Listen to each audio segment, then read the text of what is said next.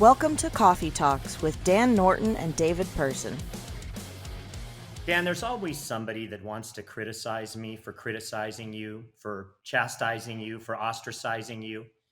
But Dan, I think that's a part of our dynamic. It's a part of what we do. So today I'd like to start out with a bit of constructive criticism, but I'm going to actually bring it into a question for you, Dan. And I know you're not a big sports buff, my friend, but let's presume you were a sports buff and there was a telecast on and there was two sportscasters, maybe one's kind of the color commentator and one does the actual announcing of the game or something. And then one of them says something wrong. One of them says something wrong on the game. And the other guy, what do you think the other guy does when the other guy, presents a bad statistic or misstates somebody's name or names the wrong player, whatever? What does the other guy that realizes the mistake do at that moment while the game is going on? Probably corrects them and jokes about it. Actually, that's a really interesting answer, Dan, and I'm going to accept it, but I'm going to tell you that with the dodge of a buzzer, it's wrong. 9 times out of 10, they actually don't say a word because it's in the heat of the moment as the thing is going on, and they're hopeful that nobody notices, and they're hopeful that really they don't want to necessarily bring attention to something that they hope a lot of people didn't hear. Now, some people will hear it, but a bunch of people went out to get Cheetos or nachos or something or order a pizza during the game they didn't know. So here's the difference between us. When do I interrupt you and when do you interrupt me? And I've been thinking a lot about this because I'm up at night with a broken jaw. I interrupt you when you move down a path where I think you've said something and maybe it needs further explanation. And I do that for a reason. I do that because, gosh, I don't want people to get lost because you're so smart, Dan Norton, that you've said standard format or whatever, and a couple of people are lost, and I want you to explain it or something or tell us more about the definition of an iced hollow or whatever. You interrupt me because, geez, did I get it wrong? And you need to get in there right now and tell me, David, my podcast partner, you're the dumbest person I know, and I've got to correct you. But here's the thing, Dan. Everyone knows I'm the dumbest person you know. I know I'm the dumbest person you know. My family sends me texts at night saying, do you know that you're the dumbest person we know? I'm already that person, Dan. So here's what happened yesterday in the podcast based on a comment that we got today. You were starting to talk about the difference when you go to Target or whatever and you see repacks of cards. Yeah, and I saw the comment. I know you saw the comment. I was going to address it. I know you were going to address it. That's the fun of the whole. That's the whole fun of starting out with a commentary like this, silly guy. So the thing is that I was going to say that the way to maybe tell if I'm going to Target is I look at the copyright and the manufacturer. I actually look to see who produced the product, and I'm trying to make sure that Pokemon is not in there anywhere. Okay, specific to the manufacturing process, not that there's a copyright entitlement given to Pokemon.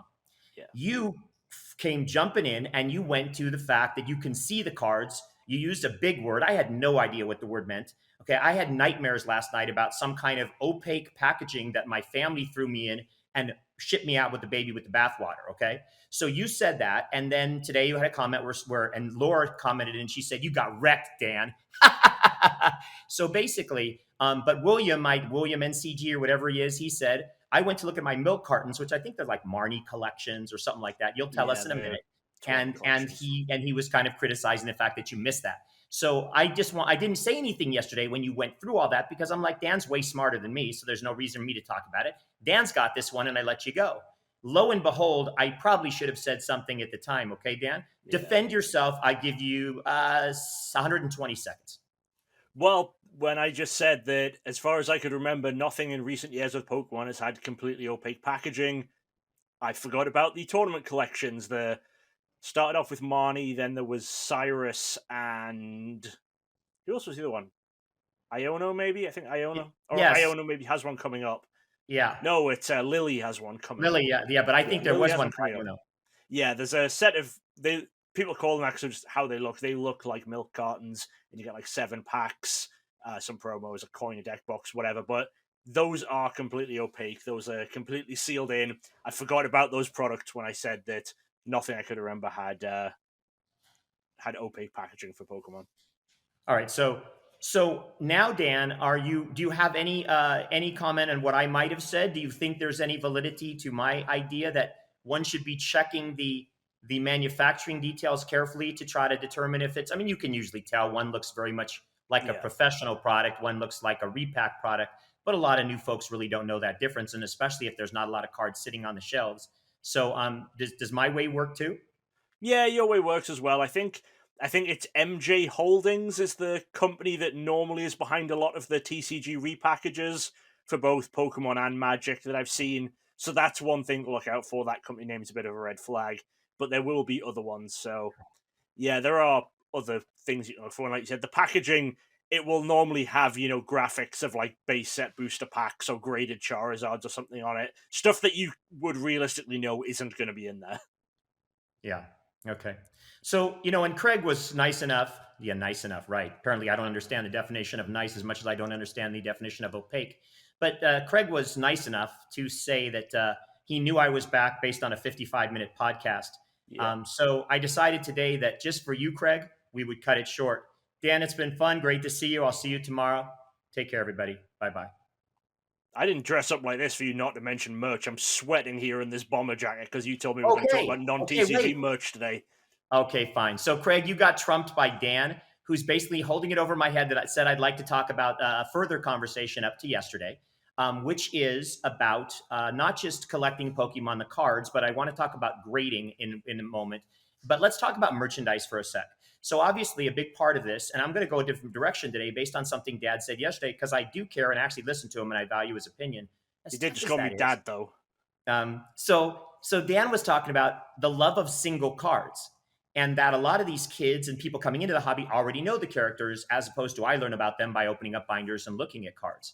So we all know that we've followed, folks of us that followed Dan for years know that Vaporeon has been his favorite character for a long time. I think he's got a new one, Terapagos or something like that. He's got he's a little bit flimsy when it's anything other than women. Women he tends to lock onto, and he's happy with that. But there it is. So Vaporeon and Terapagos are Dan's big two. And Dan decided to show you guys today some of his new stuff. I know his cover photos have a lot of this stuff, but I know he's wearing his Vaporeon jacket. Yesterday he was drinking from his Vaporeon flask or whatever it is, his tumbler. And so there you go. So Dan, tell me about the fun of collecting, individual characters, and maybe that leading into the TCG. And then where do you buy your stuff from? And then I'm going to talk about something along that line as well. Well, so a lot of the non-TCG merch that we get, we do end up getting from the Pokemon Center. Okay. Because the drops for merch, like clothing and stuff, it doesn't sell out anywhere near as quick as TCG stuff or the super limited items like the skateboards, where you have to be in the queue waiting for the drop to happen. Stuff like the clothing is just available for a long time.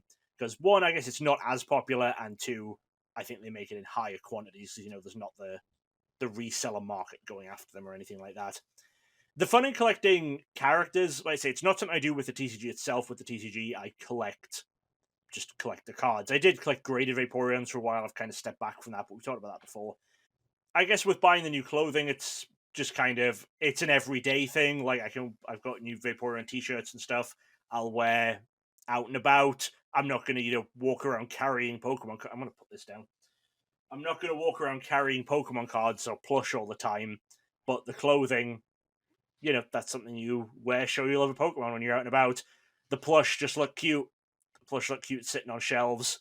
And, well, that Terapagos has just kind of been chilling around here on the floor for a while, and he makes appearances in occasional videos, but that's really why I like it. It's just a character I like. It's not just Pokemon. I have a lot of stuff of Tails from Sonic the Hedgehog because I really like Tails. He's a character I like.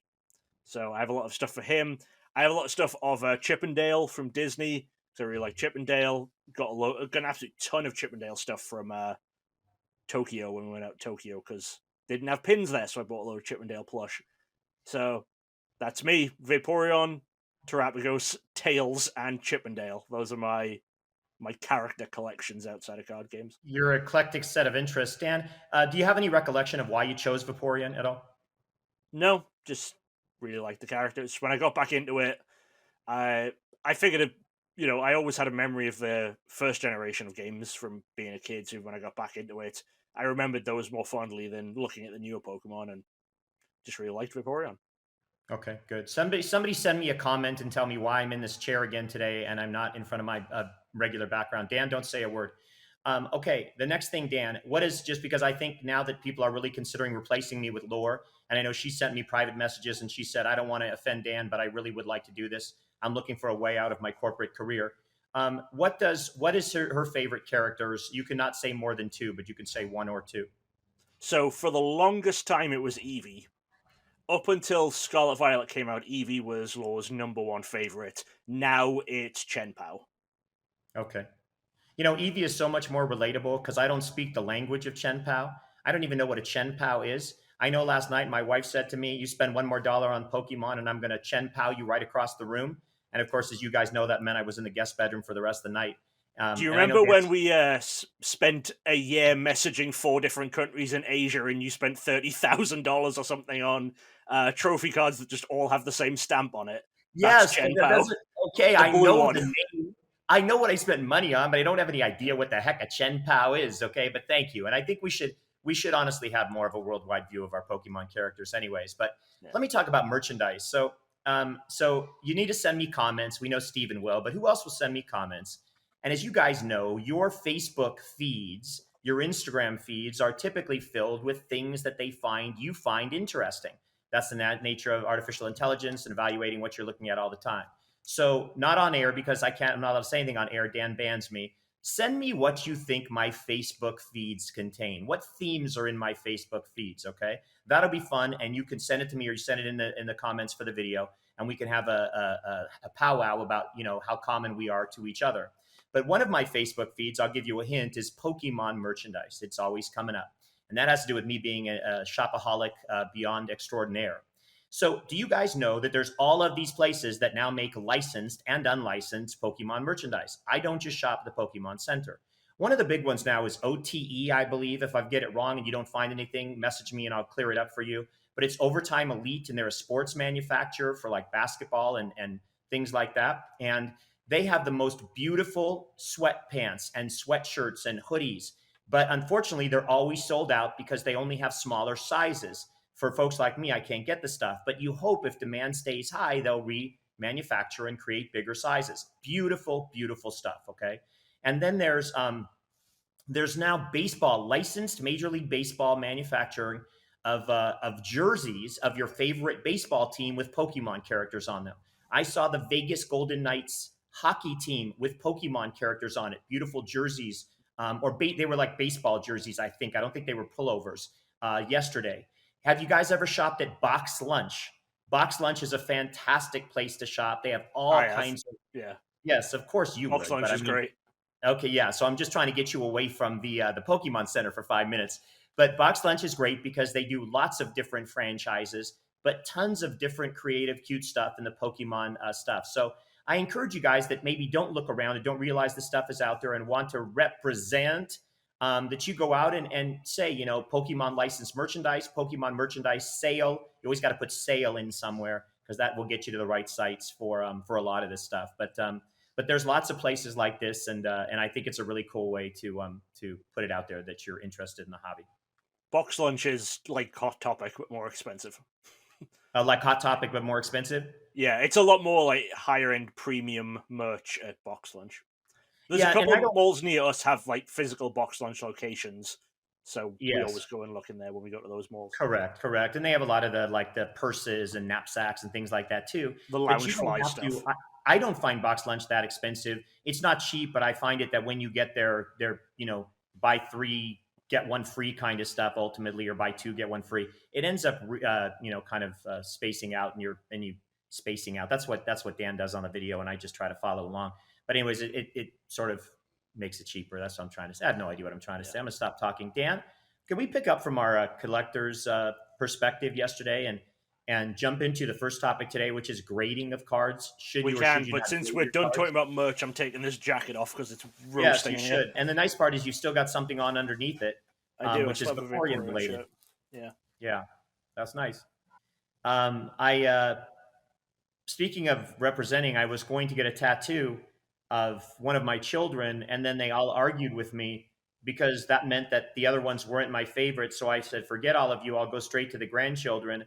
But knowing how many of my children at one point or another ended up in a incarceration or in a boarding school or in a cult, and therefore we fell out of favor for long enough that it wasn't worth it. I would have had to transform the tattoo one too many times. So, okay, back on track. Grading. So recently, I was going to I was considering grading some World Championship participation cards. I have a few extra 2022 packs, the 9 or 10 card packs from all the different participants that you get when you're a participant, and they have cards and they're sealed. And I thought, gosh, those aren't selling very well. You guys, I've mentioned in a previous video when to sell at a loss. That was an example of something. I paid like $750, and now you can barely get $400 for them at the moment. So I thought, what about I send them in? And I was going to send them into CGC. And I got busy and I didn't send them in. And since that time, the CGC and the whole playtest scandal of grading has come to light. And so, for that moment in time, and everybody's got a attention span, as we've spoken about in this world, of about 8 seconds. But right at a moment, I was very happy because I thought, okay, here we go. I'm going to grade with CGC, and they're going to say, gosh, whoever sees them going to say, I don't want a CGC graded card.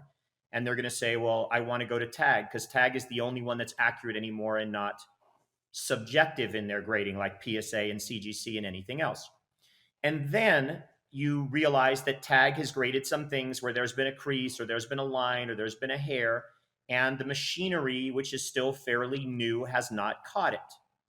And then there was some criticism recently when some of the TAG stuff, some cards that were graded by TAG, were shown to be very easily breakable out of the case by just pressing your thumb on it. And rather than TAG, who's still smaller relative to the other card companies, grading companies, as you know, they came out with a hugely demonstrative explanation that was not very kind to the person producing the video showing how easily their card cases were broken. And that was taken very bad. Their goodwill went down, at least at that point in time, because instead of saying, we understand, we see both sides, presenting a case, this is why we did it, but we understand your point. And they didn't, and they basically came off as like the big bully in the room. Well, that was not great press. PSA's got all kinds of things about switching cases and authenticating the wrong things. So the idea behind all of this is grading still is a very controversial topic. And I'll add one more to this, just by way of us, so I can get it over to Dan.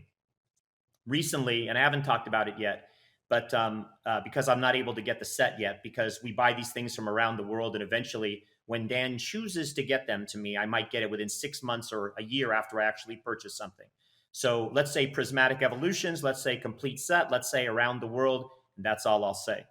So the listing when I purchased the set said the following. I have included here an ACE graded number 10, a grade of 10 for the big card. Is it an Umbreon, Dan? Yeah, the SIR Umbreon. Okay. So, and the person writes, and of course I'm Mr. Gullible because I don't know anything. That's why I'm idiot Uncle Dave. I'm the guy you get drunk and then you watch him kind of snore at the Christmas party. So I end up buying it ACE graded 10 because the guy says this is at least as good as a PSA 10. Everyone knows ACE grades are as good as a PSA 10. Well, I didn't think about the value of the card in the case. I just thought about that he must be truthful if he said so. And I looked it over to the best I can in the listing, and it looked fine, and that was great. And so then I talked to Dan about it later, and he goes, well, David, or I talked to somebody else maybe, and then Dan sort of confirmed or corroborated that, you know what, David, he is probably correct in the grading piece of it. And Dan will mention ACE compared to the other grading companies, but he's not right as far as the value. Somebody that gets a PSA 10 was worth way much more than an ACE grade 10. And I don't really have a way of breaking that out or desire to resubmit or pay extra money because I paid a fortune for that Prismatic Evolutions full set. So my end to all this, and then Dan will go into everything I said, is I have never graded my cards, and I've never chosen to grade my cards because I've never wanted to pay the extra expense, which seems to keep going up and up. I've never trusted all the controversy. I've never wanted to let that many good condition cards get out of my hands, potentially get lost in the mail or get damaged when they were grading. And I wanted to reinvest all of that extra money I wasn't putting into the grading into the cards, with the knowledge I could always come back at some point in the future and grade whenever I wanted to. And I didn't have to necessarily do it right at the time. And we'll go more into that. But Dan, take over from here. Well, you mentioned all the controversies. I mean, it's a thing. Every single grading company out there has had some sort of controversy. Every single grading company has pros and cons. None of them are perfect. Every single grading company makes mistakes. It's just the people who've invested all their money into PSA, they ignore the PSA mistakes and they go, oh no, look, CGC did this. Can't go with CGC anymore.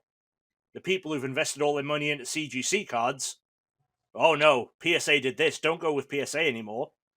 every person who collects graded stuff is just willing to ignore a lot of the controversies around their chosen grading company. That's it.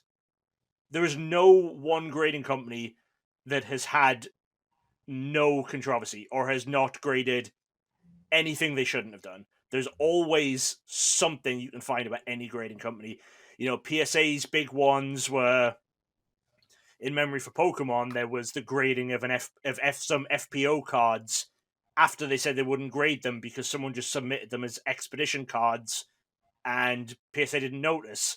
I think the Honus Wagner card, one of the most famous trading cards or baseball cards of all time, was confirmed like years later to have been hand cut, like someone trimmed it to make it look better, and PSA missed that. That was one of the big PSA controversies.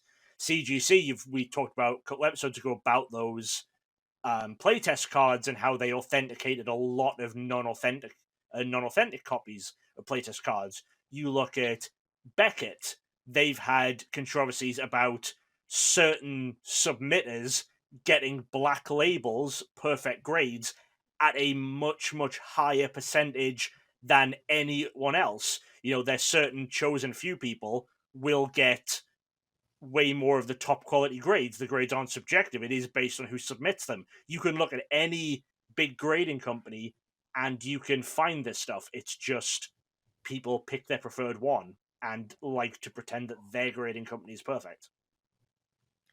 Can you talk to me about what the difference for folks that don't know and I didn't know? Talk to me about ACE grading. So ACE is a UK-based company. So it was set up by a YouTuber called Randolph, who I think a lot of people will have heard of. Basically, when Pokemon got big again around 2020, and you know PSA's offices got backed up because of closures during COVID and stuff like that, there was quite a big demand for a UK-based grading company, and about 40 of them popped up in the first couple of months. But it was, you know, there were a lot of people who it was just they've bought some slabs off AliExpress and it's a 2-person operation. There were so many of them that just popped up, had no idea what they were doing, and then closed down.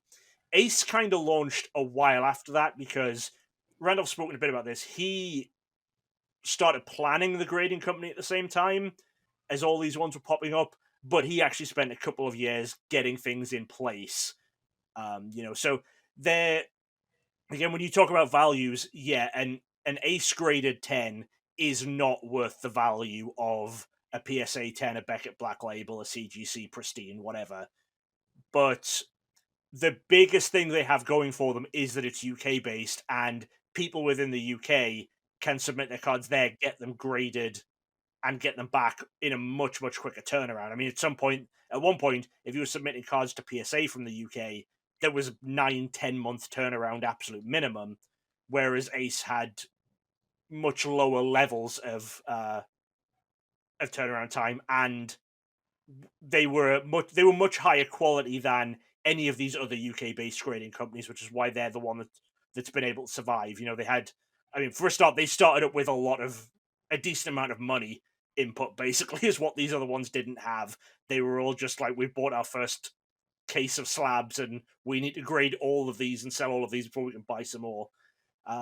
Again, if you look through their history, there are some controversies around them about bad grades, some people saying that cards have been damaged, but again, as you will find with any grading company, I'm not trying to say Ace is perfect because no grading company is perfect, but that's the thing with Ace, and the reason a lot of people as well who are grading for their own collections rather than grading to resell or grading for investment, a lot of people like Ace because they do customized labels for a lot of cards. So like the Umbreon that you're getting, I believe, has what's called an Ace label on it, where they've designed the label as kind of an extension of the art of the Umbreon. So it's got all the information on there, but it's not just a standard like white label with the information. It's customized to that card, so only the Umbreon SIR will have that type of label on it, and then the other Evolution SIRs get that. And they don't do it for every card, obviously, but there's most of like the SIRs and stuff from different sets or other higher end cards, they'll do special labels for. Dan, you mentioned that there's some, I'm going to say the English word. No one knows the word you've used 57 times during the podcast. That's like controversy or controversy, or I can't even say it. So for the US folks watching, it's a controversy. So when you mention the controversy with ACE grading, or there's always going to be something there too, do you know of, can you explain like one that comes to mind as you explained one for the other 3 grading companies? Or I is mean, I it just remember a bad grade or 2 or several? But the one of the ones that I think did the rounds quite a lot is someone said that their cards had been damaged when they were submitted, because I probably know a lot more about it if I lived in the UK. I think I might have heard more stories right. then. But again, I'll say the controversies and stuff, the stories that get passed around, they get passed around more the bigger the company is. Yeah. So, like a very, very minor controversy with PSA or CGC or Beckett is still going to make the rounds. Like, when I'm not talking stuff as obviously the fake playtest card stuff was a huge thing, but very minor stuff with CGC or PSA will still do the rounds and will still get a lot more attention than any controversies with these other grading companies that are a lot smaller in comparison, which Ace is obviously way smaller than any of these companies. And part of that is the fact that it's based in the UK and doesn't have any offices in the US or anything yet. Okay. So a couple things. One is subjective versus objective, and you kind of alluded to that, but I think it's just always important as we present our information. We try to be objective in nature. We try not to have an opinion towards things, and we try, again, both of us having not really graded very much across the spans of our collections, if at all intentionally, just a couple cards or whatever. I think are in a better position to just talk objectively and not be partial to any one company because of something that we've got a vested interest in. So I liken this to the concept of if you're going to debate. If you're having a debate, as you guys know, it's all about winning. You present a side and you're out for blood and you're trying to win. And you pick up a side and you're going to say anything to that direction to make sure that you can win. But objective should be an analysis that covers all sides. And that's why we can sit here and we can talk about all of the different companies having lots of different issues. And despite everybody out there that is like, oh, this one's going to be the best one. I thought Tag was automatically the best one when they were coming out, till I realized they still got to work out some of these, early stage inefficiencies and problems. And they may end up being the best one. We don't know.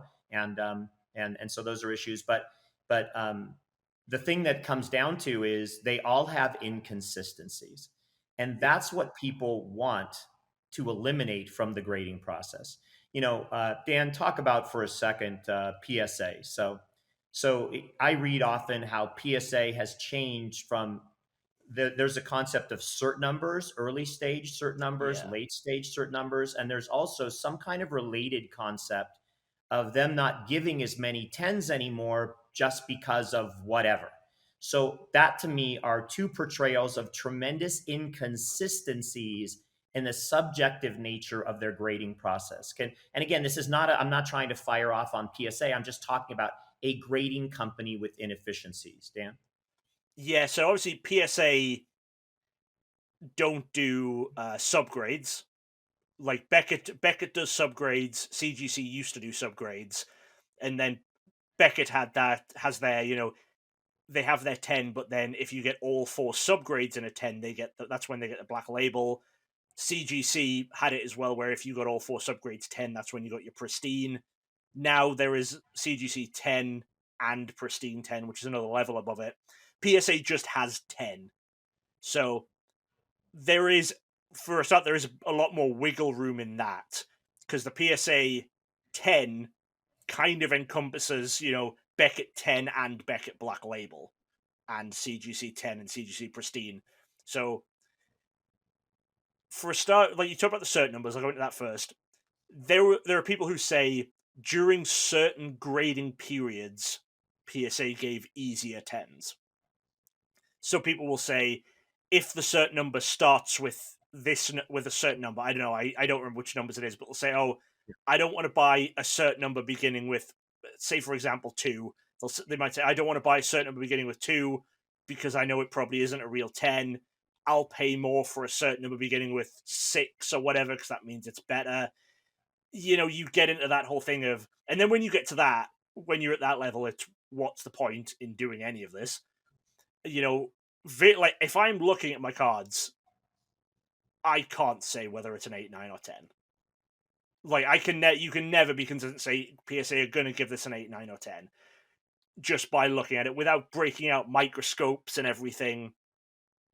That's just the way it is. Raw eye appeal is so subjective, and you just can't tell often. Anyway, then within the 10s as well, I don't know if you saw, I think this was late last year, there is now a company that will certify PSA 10s as to whether they think they're a strong 10 or a weak 10. So there is a company that will look at your PSA 10s, and if they think it's a very good PSA 10, they'll put their own special sticker on it. And if they don't, then they won't. And there was a time last year where 2 PSA 10 first edition Charizards sold within about the same week, and the one that had this sticker on it from another company went for $60,000 more than the one that didn't have this sticker. Just because and at that point you're then going, it's still coming down to, I don't trust PSA. I'm now getting this other person to look at it, and this person's telling me if PSA did right or if this is the best PSA. I mean, I will say, judging a card that's already in a case is difficult. It's so much harder than looking at the actual card. But I've heard from people who do grading through middlemen for PSA. And so many people will say to me, oh, you should grade through this middleman. You should submit through this person. And I'll say, why? And they say, because it has a better chance of coming back at 10. They get more 10s when they submit. If you believe that, you should never grade a single card. If you truly believe that PSA give 10s to certain people over other people, you should never ever grade with them again, because you're admitting that the whole system means nothing. And that's why there was a whole big deal when Beckett was found out to be giving black labels to one submitter way, way more than any other person who submitted. And I'll say with Beckett, it was people looked into it, and so Beckett black labels are something like 1 or 2% of cards that get submitted. There was like one grader had 40 black label certs in a row, and someone brought it. I read the forums on it. It was sports, so I don't really remember the exact details because I don't care about sports. But it was like this one set of cards. There were only like 50 cards from the set had ever gotten the black label, and this one submitter had got 35 of them or something crazy like that. So once you get to that point of, if you genuinely think, oh, PSA will give me a better grade if I submit with this person, you're admitting that, one, you're admitting that the system doesn't work and that PSA grades mean nothing because it's not based on the card. And 2, you're admitting that you don't actually care about having the best condition card. You just want a label that says your card is the best condition, even if it doesn't. I mean, that's one of the other reasons why I moved away from getting the PSA 10 Vaporeons. Like, as well as, the prices went up. There's at least one I've got where I look at it and go, that's a PSA 10, and I know that I have PSA 9s in better condition than that. Like, maybe it is from that random cert number time where, you don't buy with that cert number, but it makes no sense to me that people can believe that actually happens, which it might, but then still go with the grading company. Like, I don't get it.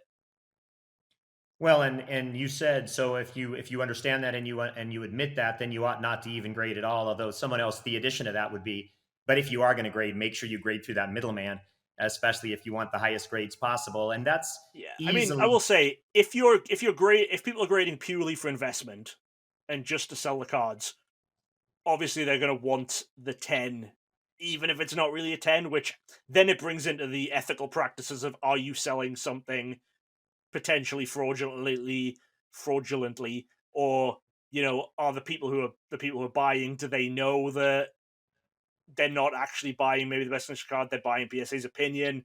It's a huge gray area. Obviously, I think Beckett black labels outsell PSA 10s, but it's way less consistent on whether you think you can get a black label. I will say that, just in terms of value. Yeah, and you're not going to, it's not whether or not there's any kind of fraud or negligence or whatever. That's the whole concept of the assertion of the authenticity and the grade from a grading Yeah. company. So ultimately, it doesn't matter. In other words, if you're grading for investment and you really don't care so much personally about the card, and then somebody's going to want a 10 versus a 9, regardless of if it's got white on the back or whatever. But it is interesting that there are these inconsistencies. And you didn't really cover this one point, and I did want to cover it because there's going to be people that really aren't as immersed in the news as you and I are.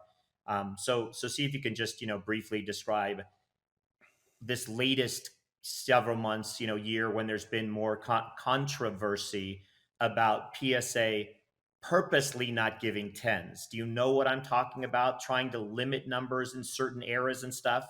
If you don't, then we don't need to talk about it. But I thought that you would have read a lot about that.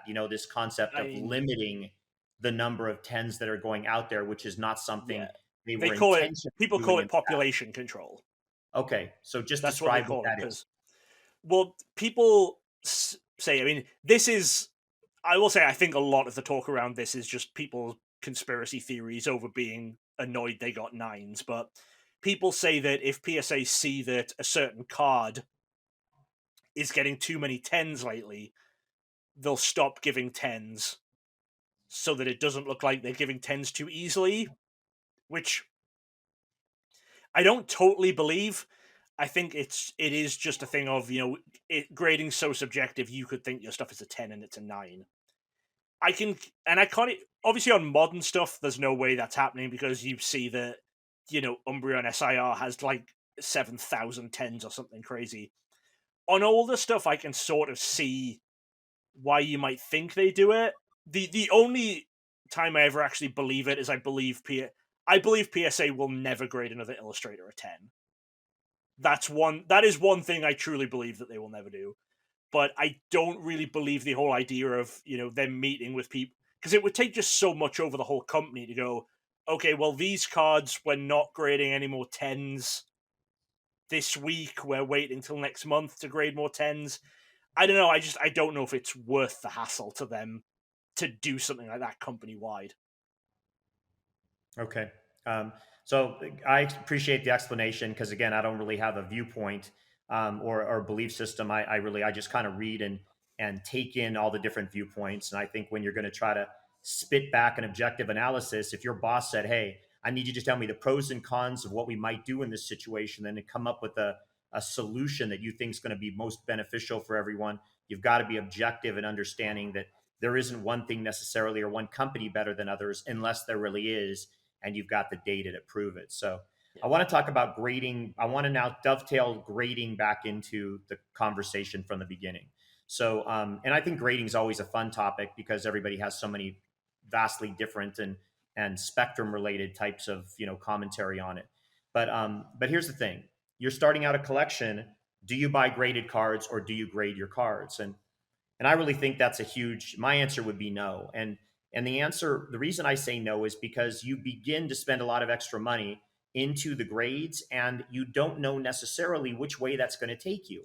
What if you grade with PSA? What if you're spending $19 a card plus value?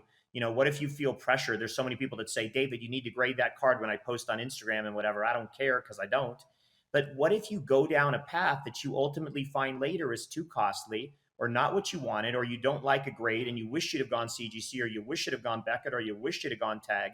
And now you start to have all these cards that, maybe you didn't want to grade every card. Maybe you just wanted to grade cards that were $100 and above, but you don't know that in the initial stages. So for me, and I'm gonna let Dan weigh in on this, I'm not a big fan of that. Obviously, am I a little biased? I'm trying not to answer this from the standpoint of Uncle Dave. I'm trying to say how I would suggest to a niece, a nephew, a grandchild, whatever.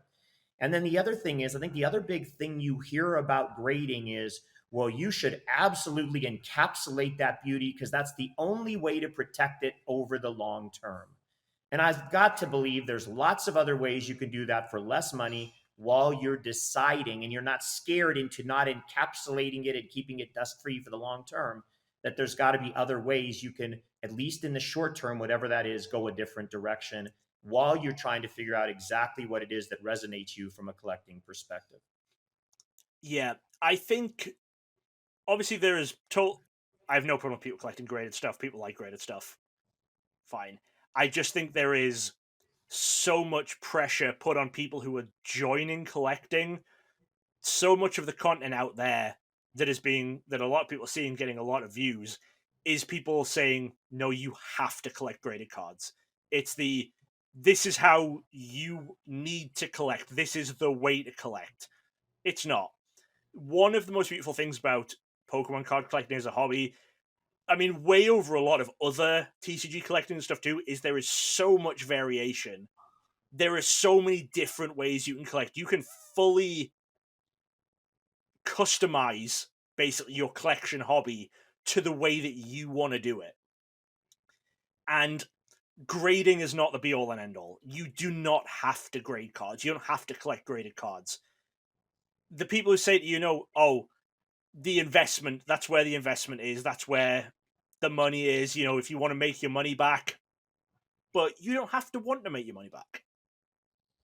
Whenever I'm buying cards, even when I was buying the graded cards, I was not investing money. I was spending money. I've said this a lot before. Pokemon or card collecting, or kind of collectibles in general, it's the only hobby where people feel like they should be able to spend as long as they want doing the hobby, get the enjoyment out of the hobby, and then somehow get all of their money back at the end of it. Any other hobby, you can't get that. Dave, you coach basketball. The people who play basketball, they understand that when they're spending money on stuff for basketball, that's spent money.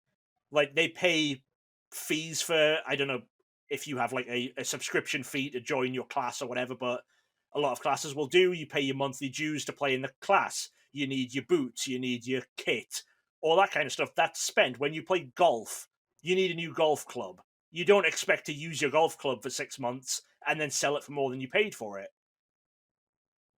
The whole idea of you have to grade is if you're just viewing this as an investment. And in my opinion, if you're just viewing this as an investment rather than collecting, this isn't actually a hobby to you. If this was a hobby, if you want to just purely view it as I'm doing this because I enjoy it, then you should be viewing your money as spent. You should not be worrying fully on future money. Like, it's okay to look at people talking about investments or ups and downs of the idea of, oh, this is $300 now. Should I wait a few weeks? Will it be $200 next week? Like, when we've done stuff where we talked about not buying singles from, Journey Together during the pre-release weeks, wait a couple of weeks after it comes out because prices will tank. They did. They always do that. But if when you're buying cards, your first thought is, what's this going to be worth in 5 years' time? As opposed to, do I like this artwork? Do I like this character? Do I enjoy the story behind this card? Then you're not going to enjoy collecting Pokemon because you're doing it for the wrong reasons, because you're listening to what other people are telling you to do. When we're on this, we can give you advice on ways of collecting. We did the whole podcast yesterday on different ways in which you can get into collecting, but we're never going to sit here and say you have to do this. You should only be collecting non-graded cards. You should only be collecting English cards. You should only collect this. Collect what you want. Collect how you want. Again, I'm just repeating myself here, but bottom line is, only collect graded cards if you want to collect graded cards. Don't collect graded cards because big influencers out there with $1,000 a month Patreons are telling you that you have to collect graded cards, and that's the only way to do it, and you're only a true collector if you're collecting graded stuff. Buy what you want to buy. Yeah, I mean, it's really good perspective, Dan. I mean, I just as you're talking, I'm thinking about all kinds of different things. I'm thinking, you go out to a nice dinner, and you eat the food and you enjoy the experience, and then the food is gone, and you digest, and if you don't have irritable bowel syndrome, it's going to come out somewhere out later, and you had a great dinner, whatever, and it's all gone and over with. So. And you spent money and you enjoyed it, and nobody said, gosh, do you have to Yelp or grade the restaurant to have a good experience, and can you never go back, and it's just disposable income, enjoying what you want. And And if you're doing that in the hobby, like we've always done with our own collections, it's made it really enjoyable to collect.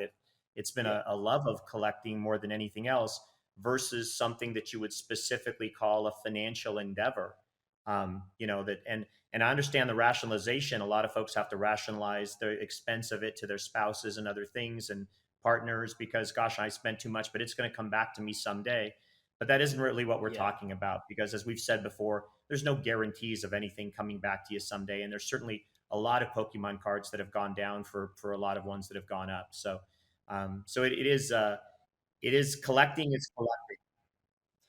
Yeah, I just want to add to it and say, when you were talking about disposable income, the fact that people push this whole, oh, it's an investment, you're going to get the money back someday, this isn't spending money, that causes people to overspend way more than any kind of, I want to collect and finish this set.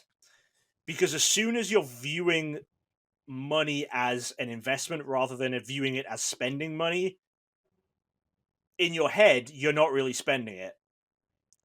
And when you're not really spending it, you're going to spend way more because you're not spending it.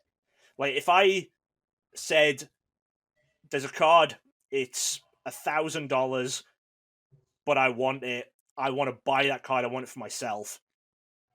If I know I'm buying that card, I think I have to think about it through. I have to go, do I have $1,000 of disposable income? Do I have $1,000 that I can spend on this? Can that $1,000 go away forever and me be okay? I'm not going to miss out on bills. I'm not going to go hungry for a week. Can I afford this? But if you're going with the mindset of, oh, that's $1,000, but in a couple of years could be $2,000. I'm not spending the $1,000. I'm investing it. You're going to buy that so much easier without as much thought, because in your mind then, you've still got the $1,000. Even though you don't have the $1,000, you have the card. In your mind, if you're constantly keeping that resale value there, you've still got the $1,000 because you have the $1,000 card. And I see it so much in the Facebook groups where so many people are panic selling stuff because they're like, oh, I have bills due and now I need to sell this stuff. And because they have to sell this stuff in 3 days' time, because those bills are due and they're going to get kicked out for not paying their rent, they're not getting that $2,000 that maybe they would get someday. They're not getting that $1,000 that they paid for the card. They're getting $600. Because even if a card's worth $1,000, if you have to sell it tomorrow, you're probably not getting $1,000 for it. And that's just the way it's happening for so many people, is people are putting way too much money into Pokemon because they're being fed this lie from these Patreons that, oh, it's okay, everyone can do this. And it's literally, it's the whole, I mean, I'm full going in a rant mode here. It's tied into like when people talk about, oh, the American dream of anyone can make it big. And what they don't tell you about that, the people that made it big, what they don't tell you is that while anyone could make it big, not everyone could make it big. The system is not set up where everyone can succeed by doing it. These few people who made it big through investing in Pokemon and buying and reselling and getting imports and stuff, yeah, they made it big. But if literally everyone was doing that, then no one would have made it big. The people who make it really big make it big because they're one of a few people doing it. But because they're successful, they can then push this lie of, oh, I did it, so you can as well. Join my Patreon, only $100 a month, and I'll teach you how to do it as well. And then people get sucked into that. And obviously, this is on the more extreme end of people thinking they're going to change their lives and make businesses out of it when they just can't. But the whole idea of grading, and you have to grade and you have to invest when you're collecting, that's just the lower end version of that. And it gets people into financial trouble. If you want to collect graded cards, do it, but you have to treat it as though you're spending money. You have to just treat it as though this is a hobby. If you want to, if you want to be a business, if you don't want to collect, you go be a business. But you go at it with that mindset. You can't go into collecting with the mindset that you're a business. You have to go one way or the other, or it's going to cause you long-term problems. And that's what these other videos and these other people, that's what they're not telling you. And I'm getting angry about this because it is ruining people's lives. All of these other people know who they are. They're putting out this content and tricking people into believing and following and going, oh, I'm collecting their way. They said I had to do this. And it's messing with people. People are spending their money. They have to immediately sell their collection for half of what they paid for it. They're just losing money. And that is happening way, way more than anyone is getting rich from doing this. Wow. So Dan, I have so much to say in so little time. The first thing I'm going to say is it hurts my heart to know that you don't drink right now. It hurts my heart right now to know that you don't drink, because after that much ranting, you should be able to sit down with a beer, a glass of wine, or something much stronger to basically take the edge off. Don't say anything. Let me get through this. But I do feel a bit bad for you, because with a rant like that and no way to do, you're just going to have to lay down and take some kind of allergy medicine. The second thing, Dan, is I'm going to disagree with one point, but I don't disagree with the 30,000 foot looking down point of what you made. And that is, the word is can versus does, that you said not everyone can make it. In theory, everyone can make it big. They can, in theory, if they knew exactly what to do and went through every single step, but they don't. And people aren't all as capable as others. So truthfully, what you're saying makes a lot of sense. And I'm wordsmithing, which I shouldn't do. And I agree with your major point that it is true that you're being sold some things that aren't necessarily, really attainable. Wait, Dan, let me get through. But I just want to clarify that bit again. When you said, "Oh, anyone can do it if they knew the steps," I agree with that point. That if you did it, if you went to someone and said, "Here is exactly how to do it," they could. What I'm saying is that everyone at the same time couldn't do it, because there wouldn't be a market to sell to, because everyone would be trying to do the same thing. They'd be selling to each other. It would just become so much of an inbred system that no one would make it out. I understand that. I get what you're saying. I think one could debate that a little bit, but I don't want to take away from what you said. It's correct, because it's not everyone is no matter what. I'm going to summarize what you said as far as the fact that, you have to differentiate collecting from either an investment or a side business. It's that simple. If you're going to be doing it for investing or as a side business, then you start to move away. And they've always said it's hard to be successful when your focus starts to stream in many different directions. So that isn't effective as well. So I agree with you on all of those points. And I'm going to say one last thing and then I'm done. I do not want this video to be some kind of disrespect of grading. That's not the point. That's not what we were here to do today. We never know what direction we're going to go in. I might have a general topic I introduce and then we talk. And that's the fun of the podcast. And it's the fun of you. If any more than 2 of you would ever comment, we'd actually get some running feedback. So that's on you guys. Don't bother to watch us if you don't like us. Don't bother to watch us if you've got to do the laundry. Don't bother to watch us if we're just a way to take out your anger in life on your anger on yourself. Don't bother to watch us if you don't want to spend the time to comment. In fact, why are you watching us at all? Get off right now before I finish. Okay, don't. Dan gets mad. He loses patrons. And he doesn't have any Patreons, but patrons, followers that are foolish enough to join our cult. But what I want to say is that grading can be wonderful. And I'm going to give you an example of grading for the new collectors where it might come into the very best thing in the world. You find out you're a Vaporeon collector. You're like Dan, you love Vaporeon. You're like Laura, who used to like Eevee and stuff. And you decide that you're going to go onto eBay and you're going to start looking up PSA 9 Eevees in some particular set. That is a fantastic way to use grading as a possible acquisition tool where you can use all of the sellers against each other. The fact that there's 23 9 Eevees out there and they're not moving and somebody actually needs some money and you love Eevee and all those grading costs are already built in and borne by the seller, the upcharges and the grading fees, and they're out there for, $42 and you offer 30 and you keep waiting until somebody says, I'll take it. And you would be able to use the same logic in a show environment where people are there to drop things as well. So Dan and I want to say that we're saying generally speaking, as you choose to formulate the direction you're going, don't be pressured into grading. But once you decide that you think graded cards, you want to go all 8s, all 9s, all 7s or betters, whatever, don't be afraid to make offers. Because I'm telling you, there are people sitting out there that haven't sold their PSA 9 for 6 months, 9 months, 12 months because there's too much competition. And one of those people is going to say, I'd like to sell something today. My washer just went out and we need to replace it or whatever. So again, trying to give lots of different,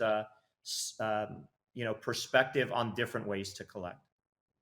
Yeah, that's all it comes down to, is collect however you want, collect whatever you want, but make sure you're making your own decision and not just going by the way someone tells you have to collect. Yep. My comments are done. We're long. I'm going to say, Craig, I hope you're happy. I hope you're happy, sir, because I'm not happy. I was ready to cut this off, but unfortunately I asked Dan to wear his Vaporeon attire. He wouldn't let me cut it off at 7 or 8 minutes. So I blame Craig for his nasty comments and Dan for his beration of me today. And that's why we went this long. This is not on Uncle Dave. Got it, guys? That's my comment. Dan, I'm going to start putting my hand up and you say goodbye. I don't think Craig was complaining that it was too long. I think he likes it. He just knows that they're longer when you're on. Anyway, yes, goodbye, people. If people have further questions, comment on this one, and we'll address it in the next couple of days, depending on how quickly they come in. But yeah, this was long. I enjoyed it, though. See you guys. See ya. Bye. Thanks for listening to Koffee Talks with Dan Norton and David Person, with music by More Than Never and artwork by Lore Norton. A special thanks to all our Patreon members. Join us again next time. But they don't want you to have a